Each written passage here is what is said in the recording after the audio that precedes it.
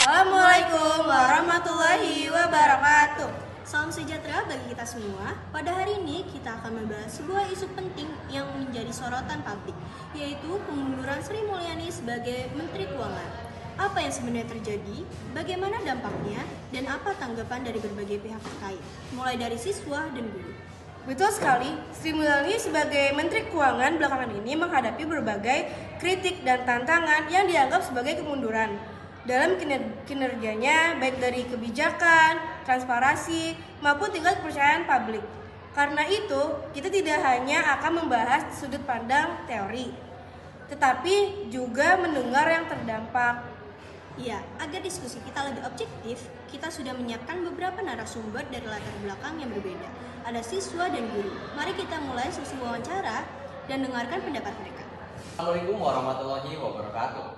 Perkenalkan, nama saya Muhammad Saputra Rasono dan saya di sini sebagai pewawancara. Nah, teman-teman semua, di sini saya sudah bersama dengan salah satu siswa SMA Negeri Mertamu Selatan yang berasal dari jurusan IPS atau SOSU. Nah, di sini saya ingin bertanya tentang isu yang sedang beredar, yaitu kemundurannya Sri Mulyani. Oke. Yang pertama, apa pendapat Anda tentang mundurnya Sri Mulyani pada tahun ini? Oke, menurut pendapat saya jujur kaget dan bingung kenapa bisa mengundurkan diri. Ya mungkin karena demo kemarin, dan juga sebenarnya Ibu Sri Mulyani itu terkenal sebagai termasuk orang wanita yang terpengaruh di negara kita, dan juga dikenal sebagai Menteri Keuangan yang tegas dan bisa menstabilisasi ekonomi di Indonesia. Selanjutnya, kapan sih kamu merasa dampak ekonomi paling terasa di kedepannya?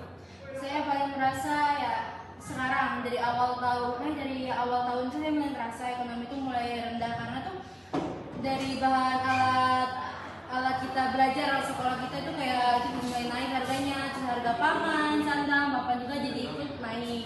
Itu sangat mengganggu kelancaran kehidupan kita sehari-hari. Selanjutnya, menurutmu apa yang sebaiknya dilakukan pemerintah setelah Sri Mulyani mundur agar kepercayaan publik bisa pulih lagi? Untuk pemerintah sebaiknya segera atau secepatnya untuk mencari menteri yang baru atau mencari pergantian menteri yang baru. Untuk apa ya? Untuk supaya kalau jika lama tidak ada ngisi, itu pasti ekonomi negara kita bakalan lebih tergoyahkan lagi dan pasti akan lebih turun lagi ekonominya. Nah, yang terakhir, apa dampak yang paling dirasakan atau lihat secara langsung di sekolah atau lingkungan sekitar akibat kebijakan perpajakan atau ekonomi? Itu tuh bisa kita lihat langsung juga ya, yang sudah ada disebutkan bahwa juga alat-alat peralatan kita sekolah itu harganya senaik dan kita jadi kekurangan.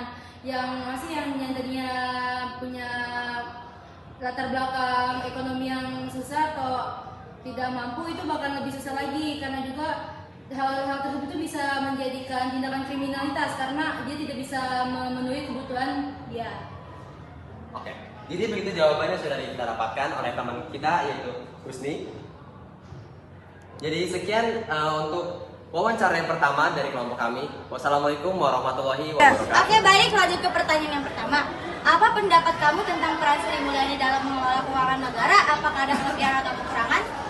Kalau menurut saya pribadi, Sri Mulyani itu punya beberapa karakteristik. Salah satunya itu lebih mentingin surplus dari APBN-nya. Jadi kalau misalkan ada dalam pengelolaan dana, Sri Mulyani itu lebih buat nyimpan duitnya daripada ditaruh di masyarakat. Jadi konsumsi masyarakat bisa menurun, yang membuat perekonomian merosot. Lalu pertanyaan yang kedua, bagaimana mundurnya Sri Mulyani berdampak pada stabilitas ekonomi Indonesia menurut analisis kamu? Kalau dari beberapa hari sih mungkin nggak terlalu berdampak ya, karena kalau dilihat dari IHSG terakhir ya kan nilai indeksnya nggak terlalu berkurang banyak. Tapi semenjak ada menteri yang baru dari Pak Purbaya, saya melihat sih udah banyak kebijakan yang bagus, dan juga dampak-dampaknya bisa dilihat dari kehidupan sehari-hari gitu. Lanjut, saya akan menanya pertanyaan yang ketiga.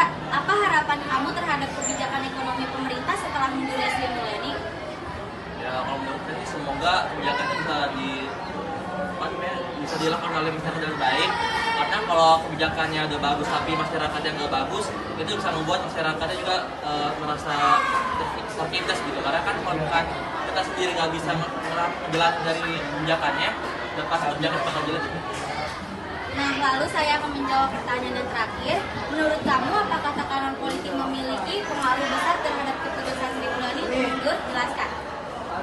Kalau dilihat dari berita negara rumah dari Sri Mulyani, mungkin melihat dari dampak politik itu sangat besar ya. Karena tahu sendiri kalau kita kan negara berpolitik dan juga berkuasa, dari tiap politik dari atas kan masyarakat.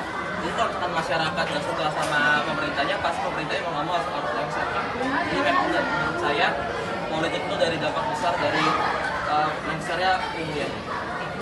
Baik, sekian dari saya. Wassalamualaikum warahmatullahi wabarakatuh. Dan kesimpulan dari kami, Sri Mulyani memiliki peran besar dalam menjaga kestabilan fiskal dan meningkatkan kepercayaan pasar internasional terhadap Indonesia.